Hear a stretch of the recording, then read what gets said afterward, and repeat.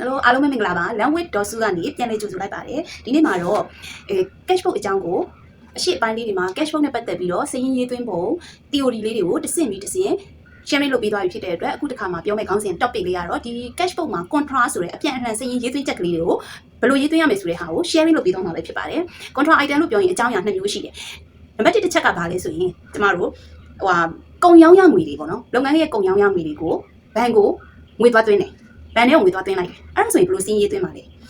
လုပ်ငန်းမှာရှိတဲ့ငွေသားတွေကိုဘဏ်ထဲကိုသွားပြီးတော့ငွေသွင်းလိုက်တာဖြစ်တဲ့အတွက်ကိုယ့်ရဲ့လုပ်ငန်းကငွေသားအနေနဲ့ကလျော့သွားမယ်ဘဏ်စင်းရင်းထဲမှာငွေတွေတိုးလာမယ်အဲ့ဒါဆိုရင်လျော့သွားတာဒီဘာလျော့တာလဲဆိုရင်လျော့သွားပြီလို့ပြောရင်ပေးလိုက်ရတယ်လျော့သွားတယ်ဆိုရင် credit side ဖြစ်တယ်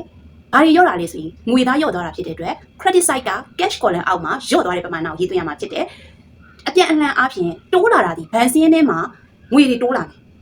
ဘဏ်မှာရှိတဲ့ငွေပမာဏတိုးလာတယ်ဒါဆိုရင်တိုးလာပြီးရပြီဆိုရင် debit side မှာရေးသွင်းရမှာဖြစ်တယ်ဘဏ်မှာတိုးလာတာဖြစ်တဲ့အတွက် debit ဘက်က bank column အောက်မှာရေးသွင်းရမှာဖြစ်ပါတယ်အဲ့ဒါဆိုရင်တော့ဒီ contra item နဲ့ပတ်သက်ပြီးတော့အချက်နှစ်ချက်မှာနံပါတ်1အချက်လုပ်ငန်းဒီကုန်လက်ငင်းရောင်းရတဲ့ငွေတွေကိုဘဏ်ကိုငွေသွားသွင်းနေဆိုရင်ငွေသားလျော့သွားတာဖြစ်တဲ့အတွက် credit ဘက်က cash column အောက်မှာတစ်ဖက်သွင်းမယ်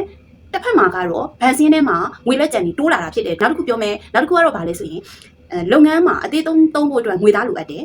ဒါမှမဟုတ်ရင်အရင်အနည်းလုပ်ဖို့အတွက်ငွေတွေလိုတယ်ဒါဆိုရင်ဘဏ်ထဲမှာရှိတဲ့ငွေကိုချက်လက်မှတ်ရေးပြီးတော့ဘဏ်ထဲကနေငွေသွားထုတ်တယ်ဒါဆိုဘဏ်ကငွေသွားထုတ်လိုက်တဲ့အခါမှာဘဏ်မှာတော့ငွေသားလျော့သွားမယ်လုပ်ငန်း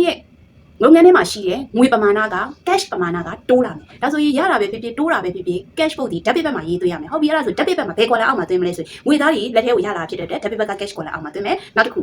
တစ်ဖက်မှာတော့ငွေသားဘဏ်ကနေငွေထုတ်လိုက်တာဖြစ်တဲ့အတွက်ဘဏ်မှာတော့ငွေတွေလျော့သွားမယ်လျော့သွားပြီဆိုရင်ပေးရတာနဲ့သဘောတဘာဝတူတာဖြစ်တဲ့အတွက် credit side ကိုသွားမယ်ဘယ်မှာလျော့လဲဆိုဘဏ်မှာလျော့သွားတာဖြစ်တဲ့အတွက်ကြောင့် credit ဘက်က bank column အောက်မှာရေးသွင်းရမယ်အဲ့ဒီလိုဟိုဘက်ဒီဘက်တစ်ဖက်မှာ debit သွင်းတဲ့အချိန်မှာတစ်ဖက်မှာ credit ကိုတပြိုင်တည်းသွင်းရတာဖြစ်တဲ့အတွက်သူ့ကို contra item အပြန်အလှန်စင်းရေးသွင်းချက်ဆိုပြီးတော့ကျမတို့ရေးသွင်းရမှာဖြစ်တယ်ဒါဆိုရင်တော့သူ့မှာအကြောင်းအရာစာလိုင်းလေးမှာညွှန်းရမယ့်စာလိုင်းအညွှန်းစာလိုင်းလေးမှာ contra အပြန်အလှန်ရေးသွင်းခဲ့တာဖြစ်တဲ့အတွက် debit ဘက်ကအညွှန်းစာလိုင်းမှာလည်း C ဆိုပြီး contra ဆိုပြီးရေးတယ် credit ဘက်ကအညွှန်းစာလိုင်းဘက်မှာလည်း contra C ဆိုပြီးတော့စင်းရေးသွင်းရမှာဖြစ်ပါတယ်ကျေးဇူးတင်ပါတယ်